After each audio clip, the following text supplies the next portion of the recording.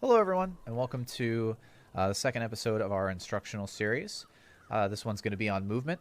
Our first one was on positioning, and we showed this diagram. We talked about what constitutes a good position and what constitutes a bad position, and the key element of that was the ability to move. I talked about that in detail in the first one, so check that out if you're interested. As I said, this episode's going to be about movement. I did get some great feedback from you guys over on the subreddit and on YouTube as to what I could do better. So there were two main things. One, you wanted me to keep it to a single subject and to keep it shorter. So we're going to do that. And the second thing was that you guys wanted gameplay. So we're going to be doing both of those things. We're going to do some live commentary. We've got I've got a buddy of mine named Nair to do some live demonstration for us. And hopefully that'll better illustrate what I'm trying to convey. Okay, so the first thing I want you guys to do with whatever weapon you're doing is to stare at the ground and dodge repeatedly. And what you'll notice is after a certain number of dodges, you find you're not going anywhere. So the point where your dodges become effectively useless is your effective dodge count. So if you're not sure what the effective dodge count is for a particular weapon, just go ahead and start dodging. 4, looks like 4 there, so I guess 3 is the effective one. 2, 3, 4, and then the fourth one's shorter.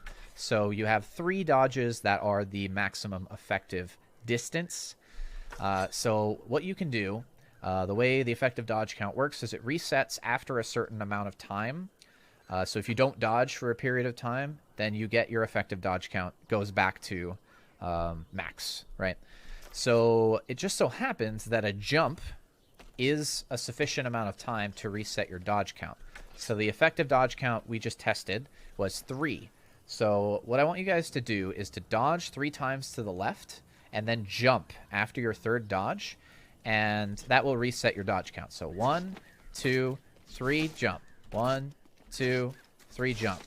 1, 2, 3, jump. All right, we're done looking at the ground now. We know what we're talking about. So let's do it facing forward. But this time, after I jump, I'm also going to snap my crosshair 90 degrees in the direction that I'm facing so that I can see where I'm going, okay? So 1, 2, 3, jump, dodge, snap. 2, bam. So just to reiterate, we are dodging 3 times. 1, 2, 3. Then we're jumping after the third dodge. So 1, 2, 3, jump. And then we are looking in the direction we're going. 1, 2, 3, jump. And the reason that this is useful is because if you jump in a particular direction, you can move your camera around in any which way, and it doesn't change the direction you're moving. So it's beneficial in 2 ways. One, it allows you to look where you're going, so you can see if there's stuff in front of you. You can even snap 180 and switch sides, so you can get like kind of this kind of stuff going. 3, 1, 2, 3, whatever you need to do, and you can change your direction, right?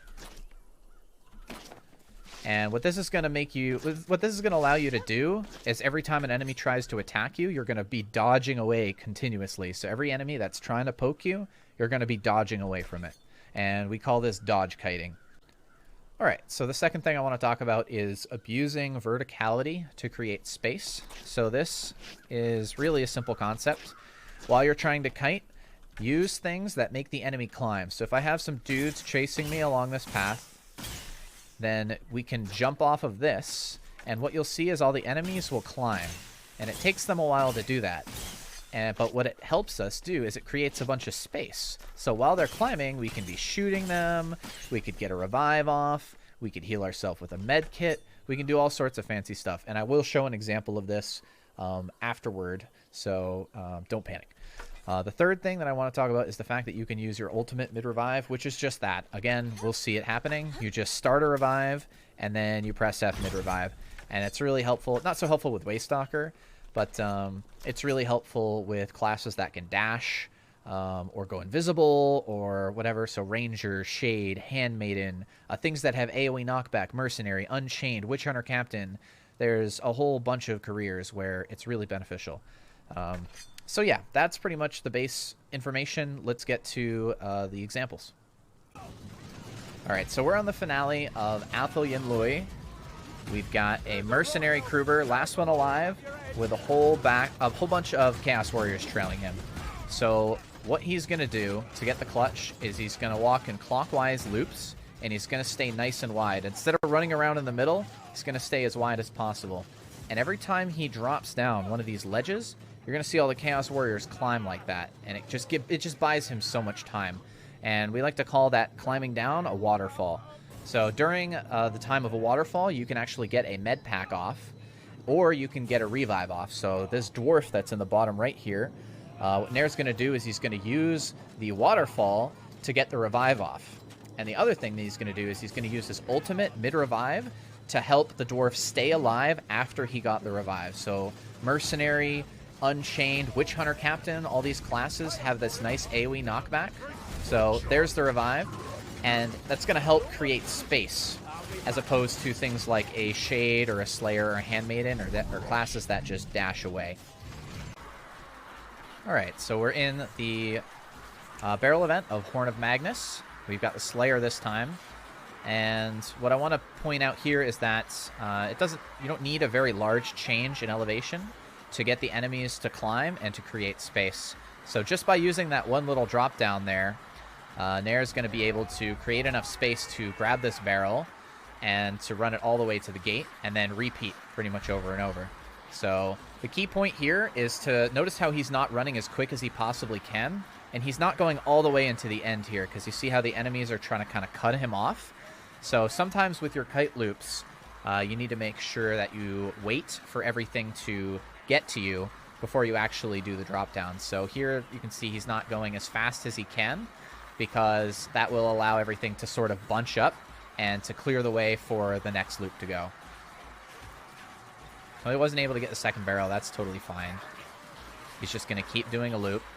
The next loop he does, though, he'll have his ultimate, so he should be able to do this drop down and then grab the barrel, ult with it, and that should be enough to get him to the gate, most likely. You do have a couple dudes coming from the barrel side, but it shouldn't be a problem. Okay, right there. Ulting. Beautiful. One more loop. Staggering a little bit to make sure that he doesn't get pinched by the enemies. He's going to have a few, but he should have enough stamina or just clear speed to get right through him. You're not going to have ult this time, but that's fine. Another thing you can do is toss the barrel off into mid to your teammates. Nice. So right there, see, it's perfectly clear. A teammate could easily have grabbed that barrel and got it through. There's very little on him. Nice. Well done. Alright, so that is going to finish it for this video. Hopefully you guys found that helpful. Feel free to give me some more feedback as to how I could illustrate the concepts better, or what kind of concepts that you guys would like to see in the future. And I'll see you later.